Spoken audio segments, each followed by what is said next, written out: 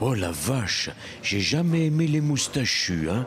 Mais là, pour sûr, c'est un complot de moustachus qui a démarré contre moi.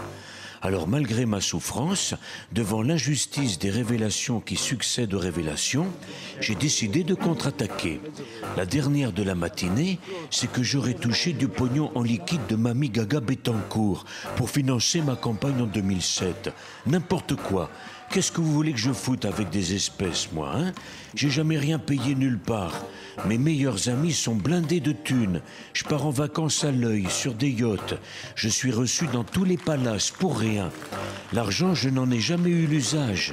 Alors ce matin, pour sortir de cette seringue, je me suis immergé dans la vraie France. Celle qui m'aime. Après, Carla me dit, mais pourquoi tu ne te fais photographier? Celle qui travaille et qui se lève tôt. C'est marqué dessus. Ah, d'accord. Les médecins, la santé, la vie, la vraie. J'aimerais tellement que le pays se passionne pour les grands problèmes que sont la santé, l'organisation de la santé, les retraites, comment on va créer de la croissance, plutôt que de s'emballer à la première horreur, calomnie, qui n'a que seul but de salir sans aucune espèce de réalité. Quelle époque, quel abaissement. Une époque où on s'intéresse plus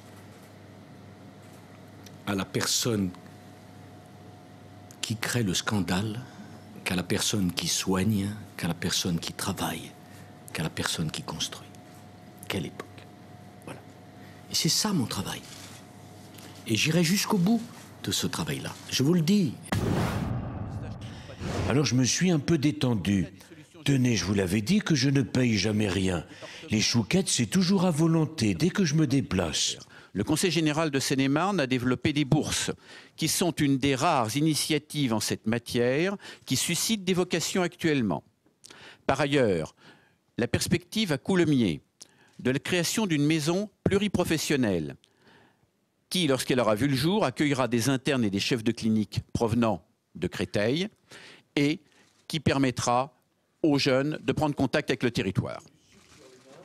Il y a un photographe qui est fasciné par le fait que je me laisse le sucre sur les mains. Alors voilà, et je lui disais, voilà, c'est pas le truc le plus intéressant de la discussion. Pardon, excusez-moi. Non, mais après, vous voyez les conséquences. Le président s'est léché le doigt. Oui, oui. Ça doit cacher quelque chose.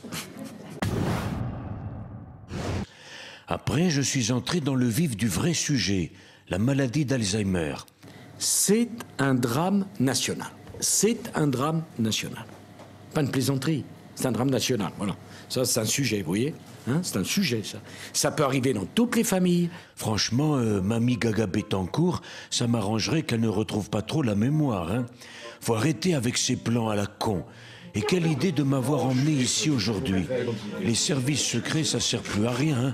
Me balancer chez les vieux Alzheimer, en pleine affaire Bettencourt, bonjour la boulette, hein. Bon, avec ce merdier, je suis dans l'obligation de m'inviter dans un journal télévisé. Je vais devoir faire un sacrifice dans l'affaire Woerth. Ils veulent voir des têtes tomber, ils vont en avoir, hein. C'est décidé. Demain, je demande la démission de Liliane Bettencourt. Au moment où tout le monde se retourne contre moi, je peux vous dire que les vrais gens dont je vous parlais tout à l'heure, eux, ils continuent de me suivre, de m'aimer, de me soutenir. Comme ce brave Pascal, hier soir, dans L'amour est dans le pré. Après une journée de travail harassante dans les champs, quand Pascal est à table, il regarde le Sarco Info. Ah ben, ça me fait quelque chose. Allez, bon courage, hein, moi je n'en manque pas. Et à demain.